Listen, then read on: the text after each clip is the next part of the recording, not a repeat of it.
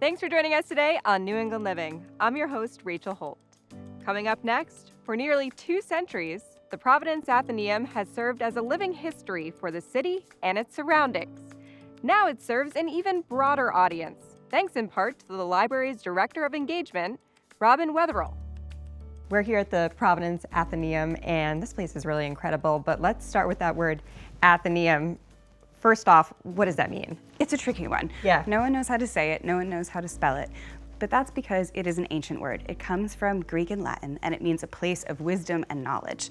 The first Athenaeum was built by Emperor Hadrian in Rome, and today it means a place where people can come together and access materials, access information, and be with each other. Okay, so it is a library, but it goes a little bit beyond that and is more of a place for the community.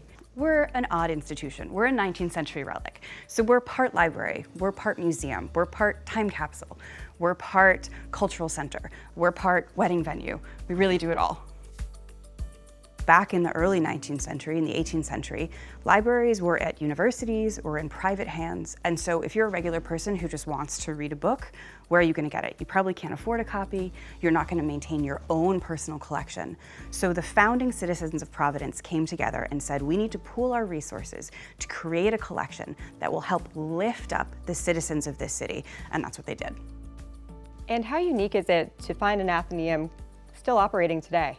The member-supported library model has fallen out of favor as the public library system have taken over the world, which is fabulous, but there are still some of us that exist. There's a dozen or so of us left who still have members and still maintain these collections while being separate from public library systems. Wow, that's incredible. It just gives you a sense of how rare this is and really special for people to come in. And anyone can come in here? You don't have to be a member? Oh, anyone can come in at any point.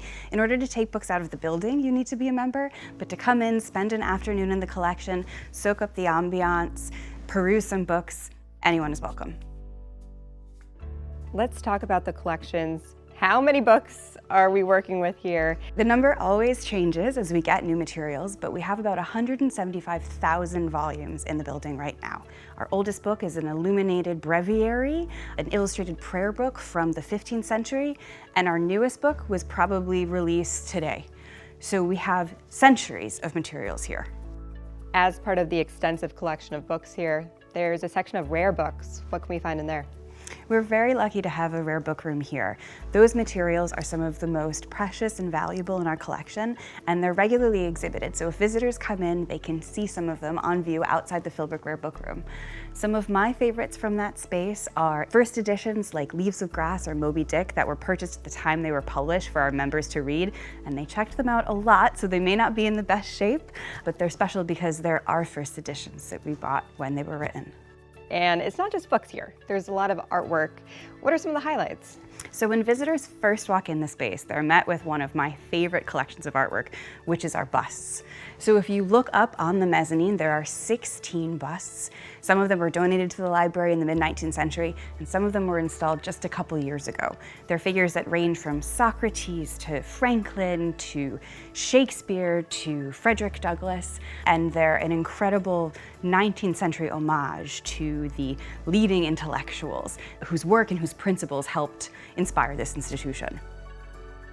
There's a painting here, The Hours, and it's over 200 years old, and it's been stolen, I understand, a couple of times. And thankfully recovered. It hangs right above the circulation desk, so when visitors come in, they can visit the mezzanine and take a look. It is an ivory miniature, so it's this beautiful small painting that depicts past, present, and future as young women.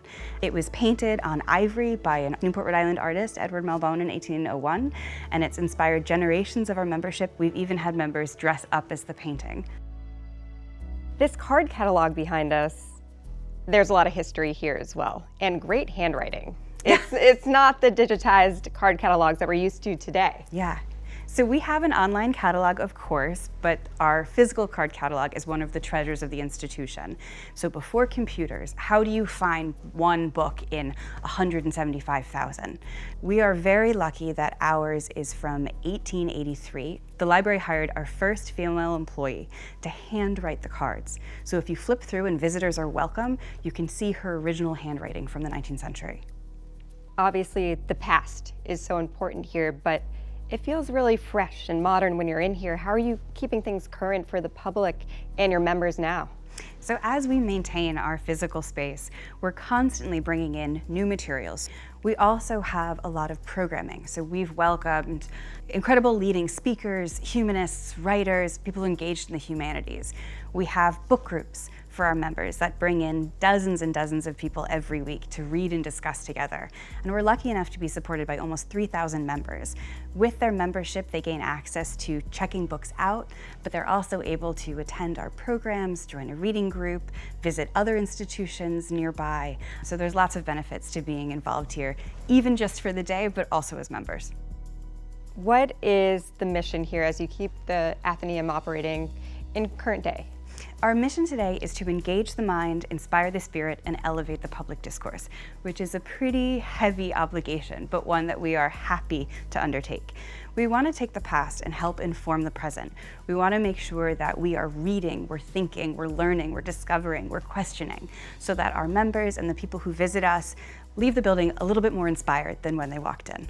Such a surreal feeling that you can do all this in a place that Edgar Allan Poe once went to. He did.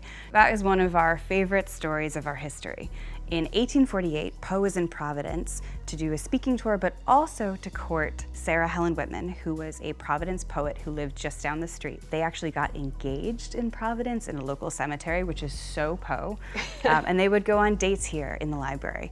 And sadly, they actually broke up in our building. Oh no. Poe died less than a year later in Baltimore under mysterious circumstances.